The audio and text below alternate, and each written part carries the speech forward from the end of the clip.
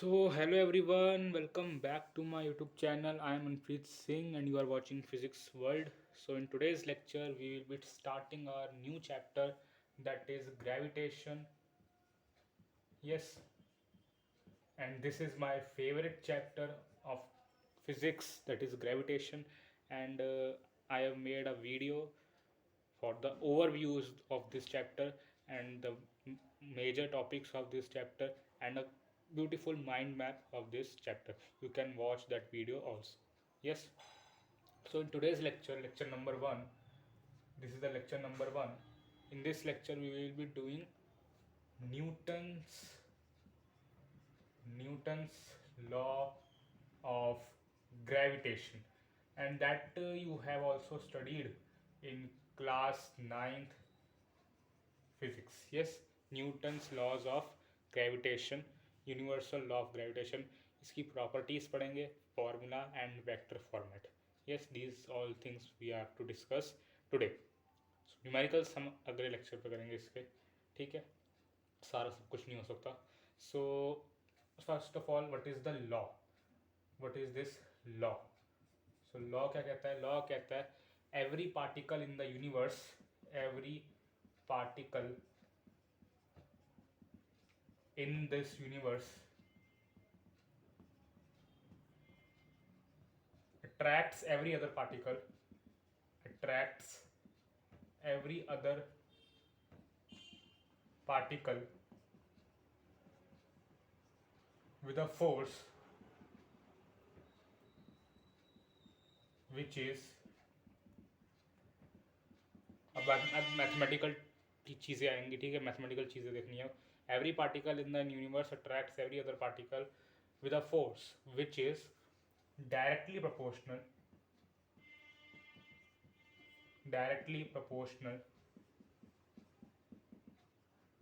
to the product of their masses and inversely proportional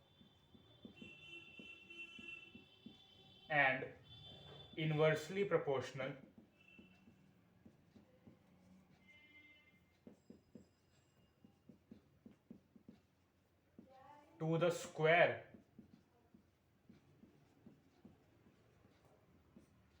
of the distance between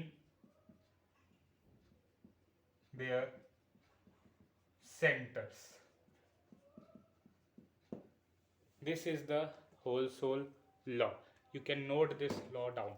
Yes, इस law को आप अपनी किताब में अच्छी तरीके से लिख दीजिए.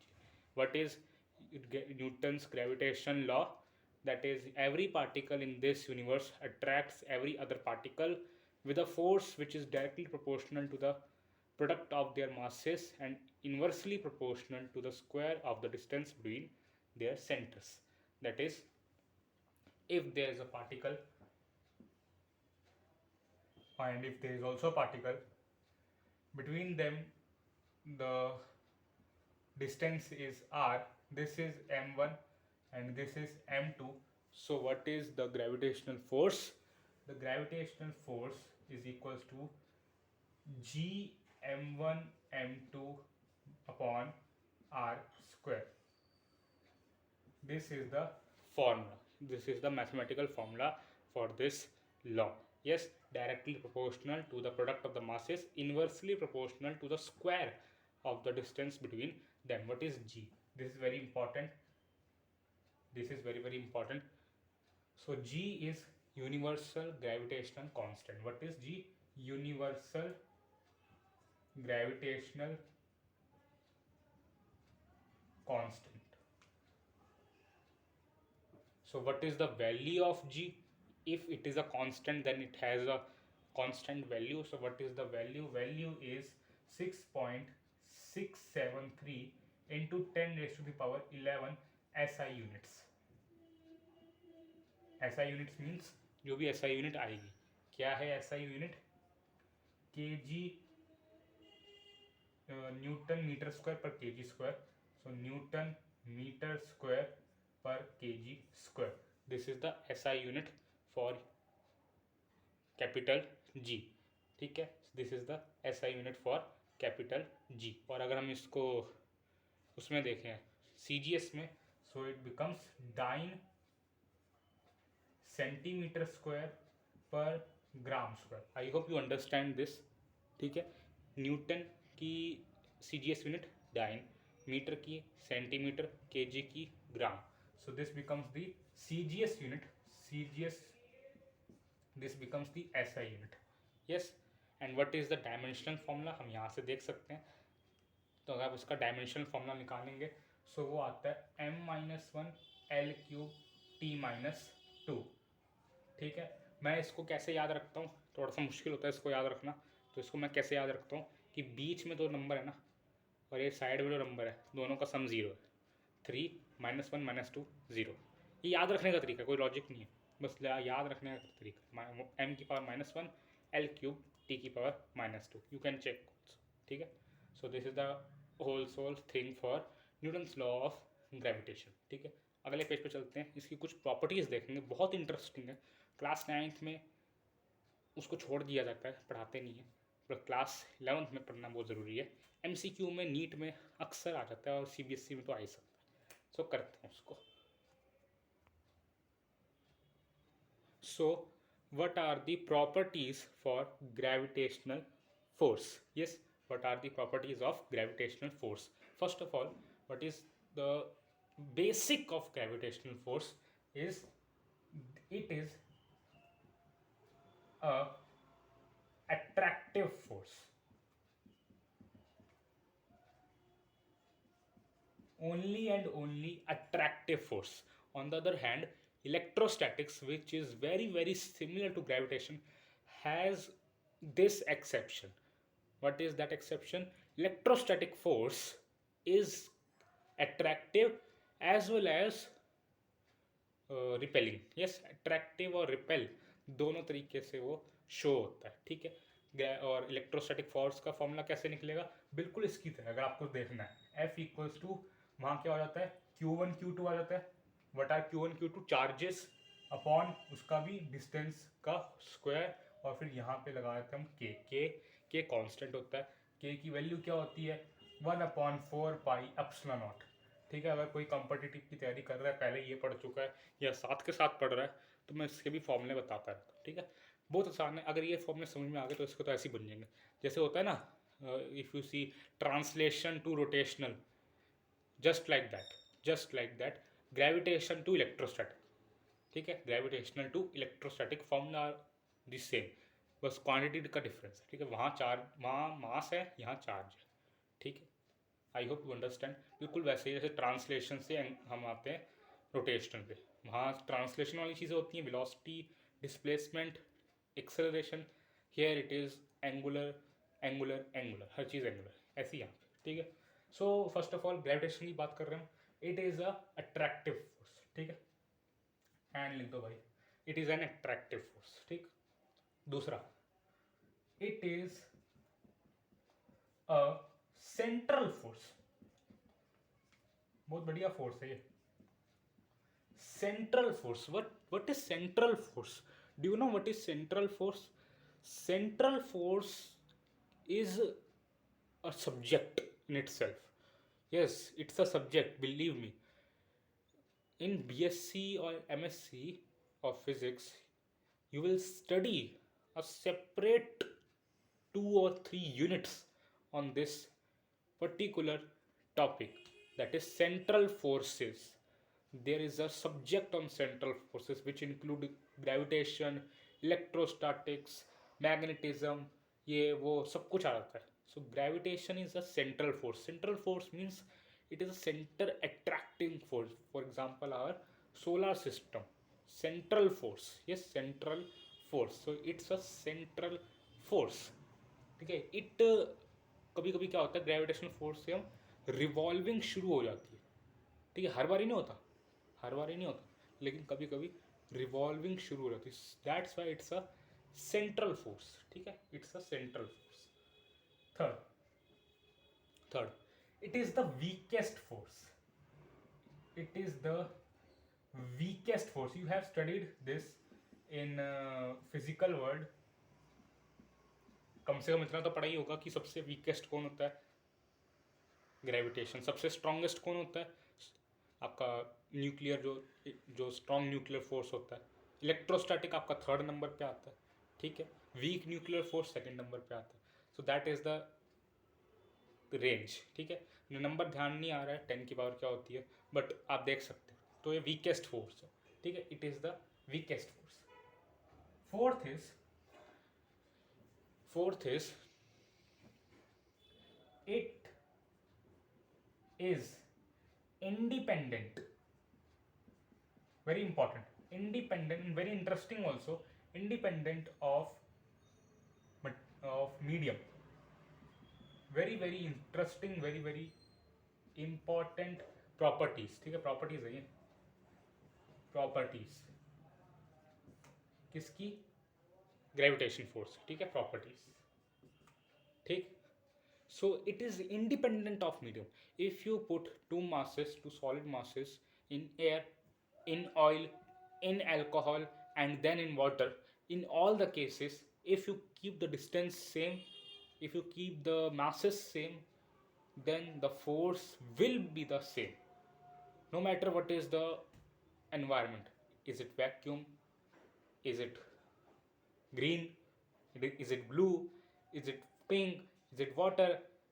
Is it desert? No matter what is it, independent of the medium. The magnitude of the force is independent of the medium, ठीक है। Next is last point. This force acts along the line joining center of mass. It is very important, ठीक है, ये भी बहुत ज़रूरी है। तो ये आपके 5 हो गए। This force acts along the line joining the centre of mass. ऐसा नहीं होगा कि ये ऐसा है आपका, ये ऐसा है तो फोर्स ऐसा लग रहा है, नहीं, फोर्स ऐसा नहीं लगता, ये गलत है। अगर ये ऐसा है, ये ऐसा है, तो फोर्स इनके सेंटर टू सेंटर लगेगा। सेंटर टू सेंटर, इसको फील कर सकते हैं हम। आपकी अर्थ है, ठीक है, अर्थ को हम कुछ ऐसे बना सकते हैं, ये देखो, ये रही अर्थ, ठीक दिख रही है, हाँ ये अर्थ है, ठीक है। मैंने बस उसका सरफेस बनाया, और ये मान लो उसका सेंटर, ठीक है, ये मान लो उसका सेंटर, यहाँ सरफेस है, ये सारा सरफेस है, ये अंदर की चीज़ है, ठीक। थोड़ा इसको इधर ले आता हूँ मैं, हाँ ये आपका सेंटर है। Now you are standing here, you are standing here, a person is standing here. For an astronaut, the earth is like a sphere, and he thinks that a person is standing here and another person simultaneously standing like this. So how can they both, मतलब ये वाला नीचे क्यों नहीं गिर जाता? Feeling आती है ऐसी, ये वाला नीचे गिरना चाहिए, बट नहीं, नीचे नहीं गिरता। उसको भी लगता है कि मैं सीधा खड़ा हूँ, हमको भी लगता है हम सीधे खड़े हैं, बट वी आर स्टैंडिंग बिल्कुल opposite, just opposite to a person who is 180 degree to us, like South America or Brazil. In Brazil, people are standing just opposite to us. Yes, it's a fact. But how they are standing? They are standing because towards the center the force is applying. Towards the center, यहाँ से, यहाँ से, यहाँ से, यहाँ से, यहाँ से, नीचे से, towards the centre the force is applying. जब ये चीज़ है और यहाँ से फोर्स आ रहा है, यहाँ से भी फोर्स आ रहा है, तो ऐसे भी चिपक गया बंदा, ऐसे भी चिपक गया। अगर सिर्फ फोर्स यहीं, ये इसी लाइन पे आ रहा होता, मतलब ऐसे फोर्स ऐसे लग रहा होता, तो ये वाला बंदा ऐसे खड़ा होता और नीचे वाला बंदा खड़ा ही ना हो पाता, तो गिर जाता ना, तो गिर जाता। फोर्स तो सिर्फ इधर से लग रहा है, लेकिन ऐसा नहीं है, फोर्स यहाँ हर जगह से लग, सेंटर की तरफ, हर जगह से, यहाँ यहाँ यहाँ, हर जगह से। So that's why it's the force acts along the line joining the center of mass. This is very important. Yes, अब कुछ facts समझते हैं। facts नहीं मतलब कुछ facts तो क्या हो गया, नंबर हो गया ना, नंबर नहीं समझना अभी होगे। facts का मतलब मैं कहने का ये है कि कुछ इंटरेस्टिंग क्वेश्चंस के जवाब समझते हैं। ये क्लास 9th में पूछे जाते हैं, लेकिन कोई इतना भाव नहीं देता, पेपर में नहीं आते ना, क्योंकि ये बुक में लिखे हुए हैं बस। So the first thing is that comes to the mind of the person hearing the law क्योंकि हमें बचपन से क्या लगता था कि gravitation force is acting only by planets. Yes, and that is true. By the way, that is some bit true. मैं बताऊंगा एक कैसे ट्रू है कि सिर्फ प्लैनेट्स ही लगाते हैं ग्रेविटेशन फोर्स. हमें बचपन में यही लगता है कि सिर्फ प्लैनेट्स, सन, ये सब चीज़ें सेलेस्टियल बॉडीज है, these are all are responsible for gravitational force. but after reading the law we think अरे ये तो हर चीज़ लगा रही है, मास तो हर किसी में, इलेक्ट्रॉन तक में मास है यहाँ तो ये तो हमें क्यों नहीं फील हो रहा है, ये बोर्ड मेरी तरफ क्यों नहीं आ. So the reason is behind the formula. Formula में रीज़न है. फॉर्मूला में जी पढ़ा था अभी के अभी, है ना. उसकी वैल्यू क्या था, अभी यूनिट्स को छोड़ दो, वैल्यू क्या थी, 6.673 into 10⁻⁻11. -11, do you see, -11. 6 zeros आगे लगा दो तो 1 लाख हो जाता है. ये तो उससे डबल पीछे जा रहे हैं हम. -11, समझ पा रहे हो कितना छोटा नंबर है. और हमारा वेट क्या होता है, ज़्यादा से ज़्यादा किसी इंसान का वेट 200 किलो तक जा सकता है. ओनली 200 किलो का इंसान हो सकता है, इतने ज़्यादा, इससे ज़्यादा का हो भी नहीं सकता. सो 200 kg का भी इंसान कितना ही फोर्स लगा लेगा, कितना ही फोर्स, 200 का भी, अगर 200 भी फोर्स लगाए तो 2 ही जीरोज हो पाएंगी. अब बिल्कुल ही अगर साथ में भी आ जाए वो, ताकि रेडियस कम हो जाए, तब भी इसको तो भूल जाओ कि ये पार हो पाई. 11 का 10 भी होगा ना, बहुत बड़ी बात है. सो ये हो नहीं पाता. But huge planets, huge sun, huge celestial bodies have weights of, अपनी अर्थ का ही देख लो, 10⁻24 पर है I think. 6.6 into 10⁻24 kilogram. So बस ये तो 24 भी पार हो गया. ये तो लग गया ग्रेविटेशन, अच्छा खासा ग्रेविटेशन फोर्स लग गया. सन का, अर्थ का, मून का, इनका लग गया. कैसे लग गया, because they have the capability, they have huge masses, and that's why ये हम कह सकते हैं कि ग्रेविटेशन फोर्स सिर्फ सेलेस्टियल बॉडीज़ के लिए ही अप्लाई हो रहा है, हमारे लिए नहीं. दैट्स वाई ग्रेविटेशनल फोर्स, जो ग्रेविटेशन का जो टॉपिक है, this subject is studied in aeronautics, ताकि हम सेलेस्टियल बॉडीज़ को समझ सकें. आम जीवन में हम ग्रेविटेशन का इस्तेमाल नहीं करते. समझ में आ रहा है क्या कह रहा हूँ. That's a thing. ठीक है, दैट इज़ द थिंग कि ग्रेविटेशन फोर्स को वीकेस्ट फोर्स भी कहा जाता है. ये आम में वो दिखता ही नहीं, हम सब में वो दिखेगा ही नहीं. चाहे चाहे कितनी बड़ी इमारत भी ले लोगे ना, तब भी नहीं दिखेगा वो. हाथी भी ले लोगे ना, तब हाथी तो वैसे इमारत से तो मतलब वेट कम ही होगा, बट फिर भी नहीं दिखेगा. 10⁻24 अर्थ है, और सन तो अर्थ से पता नहीं कितने ही लाखों गुना बड़ा है. So that is the thing. ये फर्स्ट क्वेश्चन होगा. अब सेकेंड क्वेश्चन आता है मन में.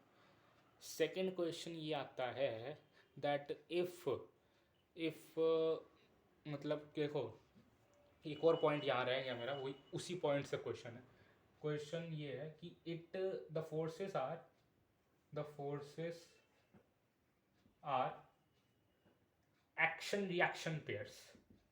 एक्शन रिएक्शन पेयर्स लिख सकते हो ये भी आप, वैसे तो अंडरस्टूड है, बट फिर भी लिख सकते हो. Action reaction pairs. Do you know what is action reaction pair?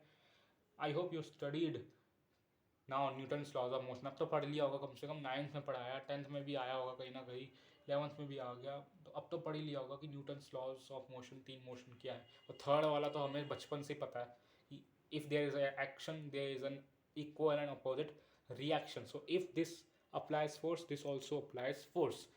तो ऐसा अगर होता है तो एप्पल अगर अर्थ पे फोर्स लगा रहा है तो अर्थ अगर एप्पल पे फोर्स लगा रही है तो एप्पल भी अर्थ पे फोर्स लगा रहा है. सो एप्पल की तरफ क्यों नहीं अर्थ अट्रैक्ट हो रही? That is the question. कई बच्चों के अभी भी डाउट सॉल्व नहीं हुए होंगे इस क्वेश्चन पे, हालांकि ये क्लास 9th का है, बट फिर भी मैं बता देता हूँ, हो सकता है भूल गया हो कोई. सो इसका आंसर छुपा है न्यूटन के सेकेंड लॉ में. What is Newton second law? F=ma. ठीक है, F=ma. So apple's mass is like 100 gram, 200 gram, बस इतनी. But earth mass is this one, 10⁻24. Now force of gravitation for both the masses are constant. भाई gravitation force तो दोनों same ही लगा रहे हैं, action reaction pairs, equal and opposite force, equal and opposite, equal force is equal, F is constant. When F is constant, then M and A are inversely proportional to each other. मुझे पता है थोड़ा mess हो रहा है but समझ लो, M is inversely proportional to A.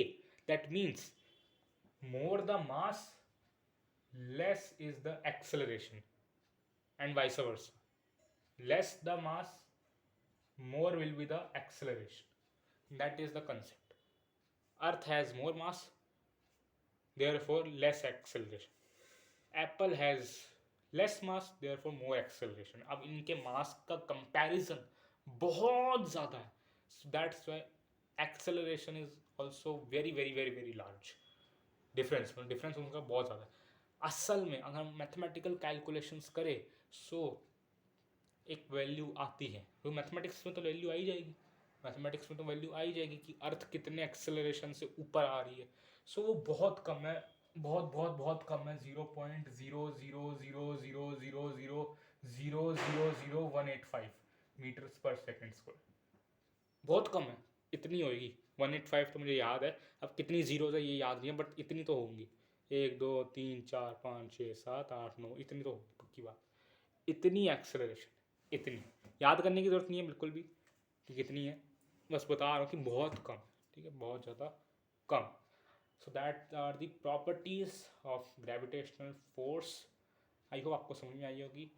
अब इसका वेक्टर फॉर्मेट देख लें थोड़ा सा, उससे पहले थोड़ा वेक्टर्स रिवाइज कर लेते हैं, फटाफट से देखते हैं वेक्टर्स में क्या सीखा हमने.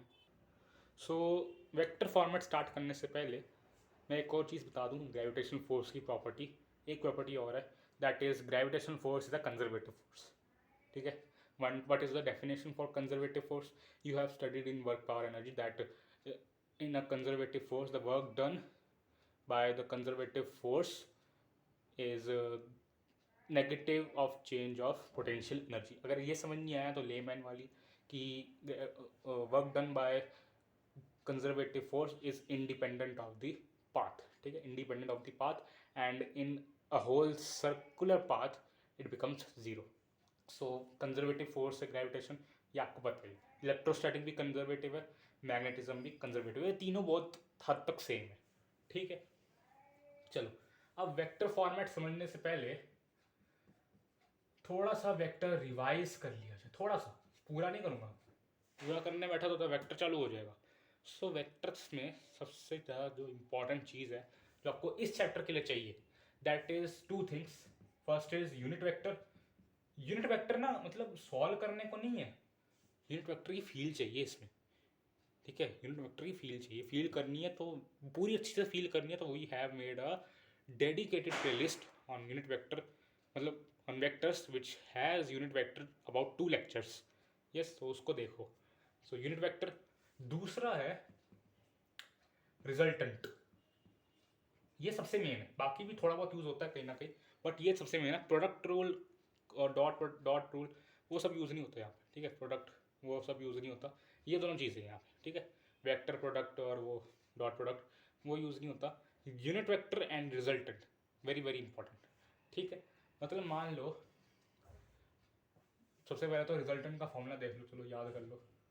रिजल्टेंट का मैग्नीट्यूड कैसे निकालते हैं, under root of F1 square. मैं यहाँ फोर्स ले रहा हूँ क्योंकि अब यहाँ फोर्स की बातें आएंगी. So F1 square plus F2 square plus 2F1 F2 cos theta. Theta is the angle between F1 F2. ठीक है, क्लियर है ना यहाँ तक. And these all are the magnitude, सब मैग्नीट्यूड है. ठीक है, सो अगर कोई फोर्स है कुछ इस प्रकार लग रहा है कि यहाँ पे एंगल बन रहा है 60 डिग्री और फोर्स के मैग्नीट्यूड सेम है. ध्यान रखना क्या क्या बोल रहा हूँ मैं, ये टिप्स है, टिप्स पे होना चाहिए ये चीज़. ठीक है, अगर आपका एमसीक्यू फटाफट सॉल्व करना है कम्पिटिटिव एग्जामिनेशंस में. So if two vectors are there have equal magnitude F and F, they have an angle between them 60 degree. so the resultant pass through the bisector. Bisector से पास होता है, मतलब ये 30 degree बनाएगा.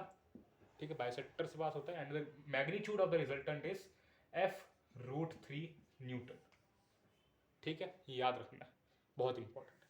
अगर 90 डिग्री पर है तब क्या होगा, 90 डिग्री पर है ये भी, और दोनों के मतलब मैग्नीट्यूड सेम होने चाहिए, तभी बात बनेगी। ठीक है, तभी मतलब कुछ रिलेशंस बनते हैं ना। ये पहला हो गया। अब सेकंड मैं फटाफट कर रहा हूँ क्योंकि मैंने पढ़ाया हुआ है। सो एफ एंड एफ, ठीक है, ये जाएगा रिजल्टेंट, बाइसेक्टर से जाएगा 45 45, एंड रिजल्टेंट कितना होगा, F√2 न्यूटन। ठीक है, F√2, ठीक है, this is F√2, this is F√3, याद रख लो इसको। F√3 60 डिग्री पर, F√2 90 डिग्री पर, एंड एक और बहुत इंपॉर्टेंट एंगल आता है दैट इज 120 डिग्री, बहुत इंपॉर्टेंट है 120 डिग्री।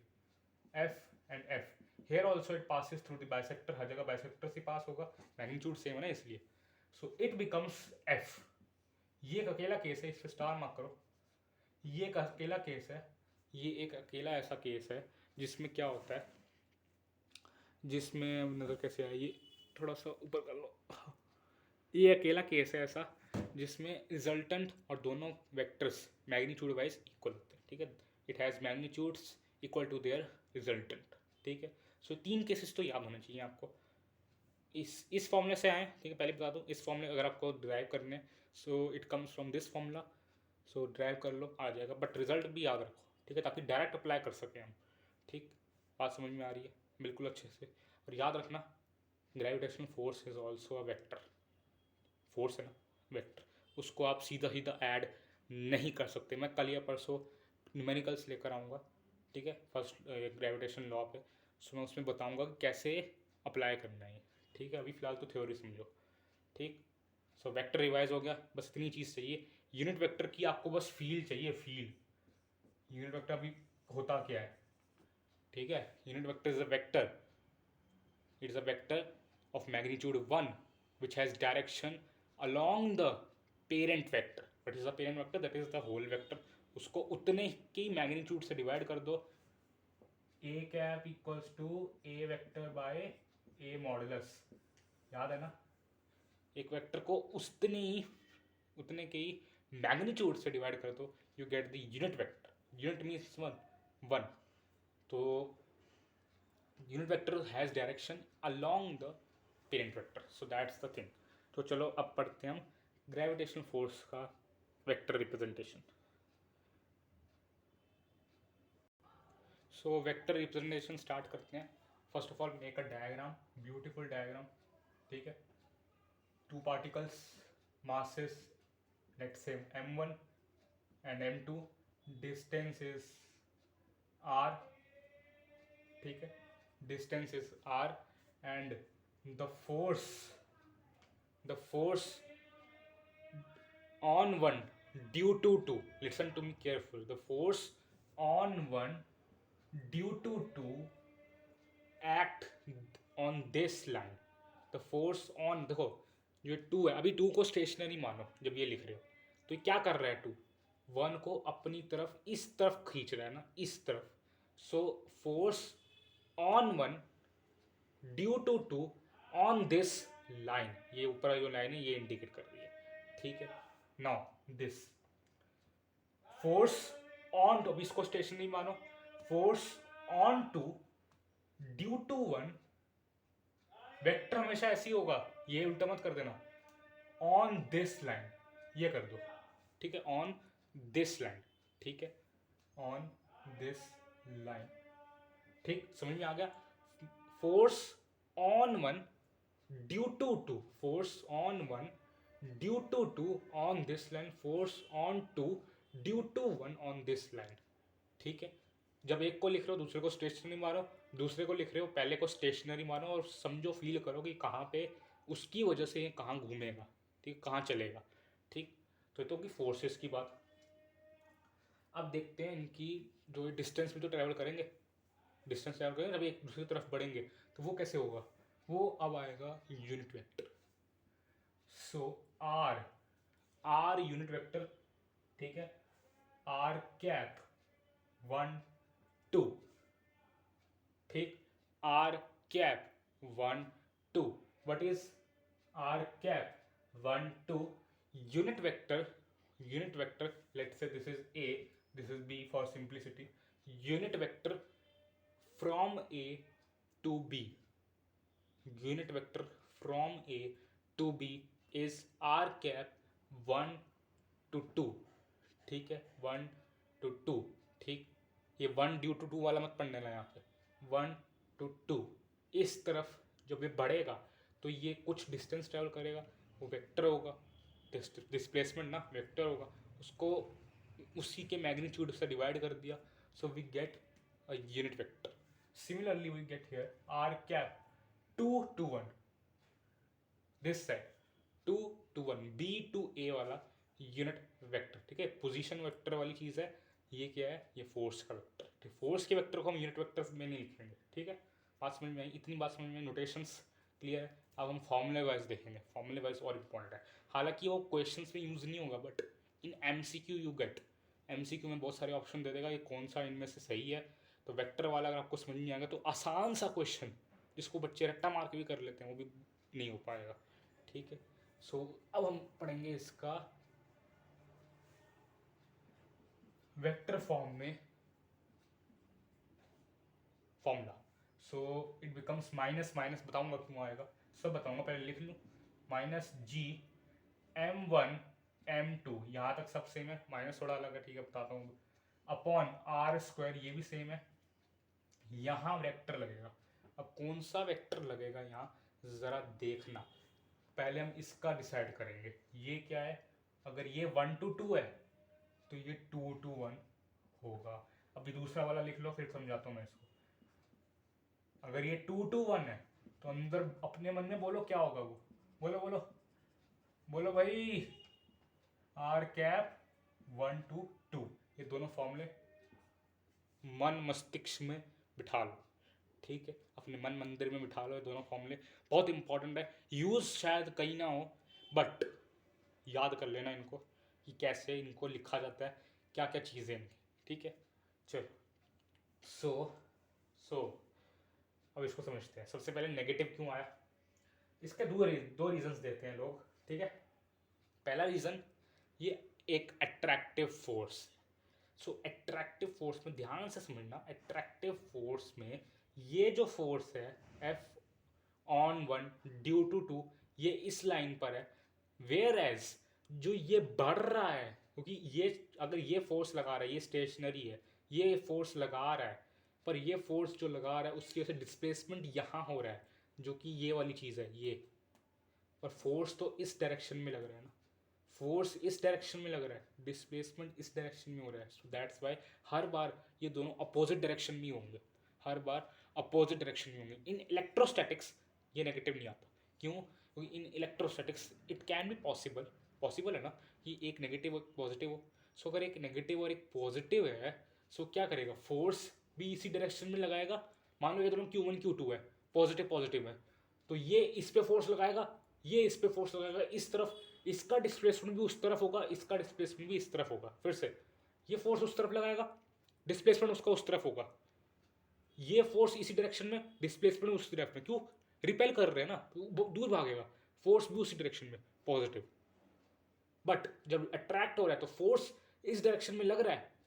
ये मत समझो फोर्स इसमें लग रहा है, नहीं, इधर इस डायरेक्शन में फोर्स नहीं लग रहा, लग तो उधर ही रहा है, लग तो उसी तरफ रहा है फोर्स. समझो थोड़ा, फील करो उसको. लग तो फोर्स उसी तरफ रहा है, इस तरफ नहीं लग रहा फोर्स.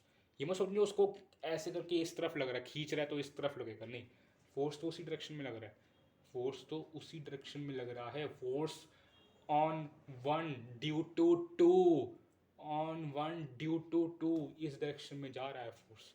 अब ये मत कह देना इसको यहाँ ले आते हैं फिर तो सेम डायरेक्शन में, नहीं, वो डेफिनेशन से गलत हो जाएगा, डेफिनेशन के मुताबिक वो चीज़ गलत हो जाएगी. ठीक है, समझ पा रहे हो, डेफिनेशन भी होती है एक चीज़. जैसे हमने मॉडुलस फंक्शन को डिफाइन करा हुआ है, मैं मैथमेटिक्स में अगर बताऊँ कि वो प्लस वाले में प्लस देगा, माइनस वाले में प्लस देगा, माइनस में माइनस क्यों नहीं देगा, डेफिनेशन है भाई. सो ऐसी ये डेफिनेशन है, दिस इज़ द डेफिनेशन. ठीक है, तो इसको एक्सेप्ट करना पड़ेगा. और रीज़न भी बता रहा हूँ मैं अच्छा खासा, कि ये फोर्स भी उस डायरेक्शन, अगर फील करोगे ना पता चलेगा, फोर्स भी उस डायरेक्शन में लग रहा है, डिस्प्लेसमेंट इस डायरेक्शन में हो रही है. If they it is charge of same मतलब प्लस सेम साइन, तो क्या होता, रिपेल होता. फोर्स भी उस डायरेक्शन में, फोर्स ऑन 1 ड्यू टू 2 इसी डायरेक्शन में और डिस्प्लेसमेंट भी उसी डायरेक्शन में, ठीक है। फोर्स भी उसी डायरेक्शन में, डिस्प्लेसमेंट फिर उसी डायरेक्शन में होती, तब वहाँ पे प्लस आता। आई होप आपको समझ में आ गया होगा कि कैसे वेक्टर फॉर्मेट में चीज़ें लिखी गई हैं, ठीक है। बहुत थक जाते हैं जब पढ़ाते हैं, पखा भी मैंने बंद कर रखा है, तो ठीक है। तो ये दे आपकी चीज़ है, इसको ध्यान में रख लेना। मुझे पता है पहली बार में बहुत कंफ्यूजिंग लगेगा, पर जब इसको फील कर लोगे ना तो बहुत मज़ेदार चीज़ है ये। तो इसको याद कर लेना कैसे भी, और समझ लेना इसको कि नेगेटिव क्यों आया ये, और इसको लिखने का तरीका भी याद कर लो। अगर ये 1 2 ले रहे हो तो वो 2 1 लोगे, ये 2 1 ले रहे हो तो ये 1 2 लोगे। कई बुक्स में ना, कई बुक्स में कई टीचर्स क्या करते हैं ना, इसको यूनिट वेक्टर ना करके, यूनिट वेक्टर को हम खोल सकते हैं ना, अगर हम खोलना चाहें आर कैप को मैं लिख सकता हूँ ना आर वेक्टर अपॉन आर का मैग्नीट्यूड। तो कई बुक्स और कई टीचर्स क्या करते हैं, आर वेक्टर लिख देते हैं अपॉन आर मैग्नीट्यूड लिखते हैं। आर मैग्नीट्यूड तो यही है आर की पावर 2, सो आर की पावर एक और आ जाती है यहाँ पे। फिर समझ पा रहे हो ना, इसको हटा के तो मैं इसको हटा दूँ और यहाँ पे मैं ये लिख दूँ आर वेक्टर 1 2 वेक्टर लिखना, 1 2 वेक्टर लिख लो, डिवाइडेड बाय, सॉरी 2 1 लिखोगे ना, आर 2 1 वेक्टर डिवाइडेड बाय ये आर का मॉडुलस। सो ये मॉडुलस तो चाहे यहाँ से लो चाहे वहाँ से लो सेम ही आएगा। सो ये बन के क्या हो जाएगा, आर क्यूब बन जाएगा, और ये फिर साथ में जुड़ जाएगा। तो कई बुक्स में ऐसा भी होता है, कई टीचर्स भी ऐसे पढ़ाते हैं। बट मेरा क्या ओपिनियन है ना, मेरा ओपिनियन है कोई एक चीज़ याद रखो, कोई एक चीज़ याद रखो, दोनों याद मत करो, क्योंकि ये तो यहीं से डिराइव हुआ है ना। तो इसलिए एक चीज़ ये वाली याद रख लो, या कोई ने पहले ये वाली याद रख रखी है तो पहले से ये रखे रखो, वापस से अब ये याद मत करने लग जाना, ठीक। कोई एक चीज़ याद रखो, दूसरे को अपने आप बना लो, ठीक है। क्लियर है, यहाँ तक सारी चीज़ें क्लियर हो चुकी होंगी। आई होप सब कुछ क्लियर हो गया होगा, मैंने बता दिया। फिर से एक बार रिवाइज कर लेते हैं पूरी क्लास को। कल न्यूमेरिकल्स करेंगे इसके, ठीक है, कल या परसों जब भी टाइम मिलेगा। सो आज के लेक्चर में हमने करा न्यूटन्स लॉज ऑफ ग्रेविटेशन, पूरा लॉ पढ़ा हमने। We have studied the law, G क्या होता है, कैपिटल जी क्या होता है, वैल्यू क्या होती है, ये पढ़ी, ठीक है। वैल्यू बताई किसने, वो हेनरी ने बताई है, ठीक है। अगर आपको पता थोड़ा सा करना है, हेनरी ने वो वैल्यू बताई है, एक उन्होंने एक्सपेरिमेंट करा था। आई थिंक उनका नाम हेनरी है, तो वो सर्च कर लेना आप, ठीक है। वो उसके बाद हमने पढ़ा कि what are the properties of gravitation force, हमने थोड़ा उसका लिंकेज इलेक्ट्रोस्टैटिक्स के साथ भी पढ़ा, ठीक है। साथ के साथ हम इलेक्ट्रोस्टैटिक्स के भी बेसिक्स पढ़ लेंगे इस चैप्टर में, कोई दिक्कत नहीं है। सो उसके बाद फिर हमने ये चीज़ पढ़ ली वेक्टर फॉर्मेट में, वेक्टर याद कर लिए 60 डिग्री पे f√3, 90 डिग्री पे f√2, 120 पे f का f ही रहता है। सारी चीज़ें हमने ये पढ़ी। यूनिट वेक्टर की चीज़ पढ़ी, नेगेटिव आता है, यहाँ 1 2 तो वहाँ 2 1। क्लियर हो गया सब कुछ, सारा सब कुछ क्लियर है। ये सेंट्रल फोर्स है, एट्रैक्टिव फोर्स है, along the line of centre of mass लगता है, ठीक है। एप्पल क्यों नहीं खींचता अर्थ को, मैथमेटिकली खींचता है, but that is very very very very very very small. So that is the thing. But ये मत समझना कि एप्पल फोर्स कम लगाता है, because it is action reaction pairs, yes, and from this we can also conclude that it is action reaction pairs, because action reaction pairs are equal and opposite, and from this you can check that it is equal and opposite, yes, equal and opposite है ये, ठीक है। and gravitation force follows all the laws of Newton, ठीक है। सारे Newton के तीनों law follow करता है ग्रेविटेशन। सो बहुत अच्छा चैप्टर है ये, मैं बता रहा हूँ। आज का ही पहला लेक्चर था, कल या परसों उसके न्यूमेरिकल्स करेंगे, एंड फिर हम स्टार्ट करेंगे माय फेवरेट टॉपिक, इस चैप्टर का सबसे favourite topic, and that is Kepler's laws of motion, ठीक है। थर्ड लेक्चर हमारा ये होगा Kepler's laws of planetary motion, और उसके साथ साथ हम हिस्ट्री भी पढ़ेंगे, historical evident of gravitational force, yes. So बहुत मज़ा आएगा उस लेक्चर में, थर्ड लेक्चर होगा शायद से अपना। तो तब तक के लिए बाय बाय, पढ़ लीजिएगा इसको, सारे नोट्स बना लीजिएगा। टाटा, फिर मिलेंगे, signing off for today, thank you.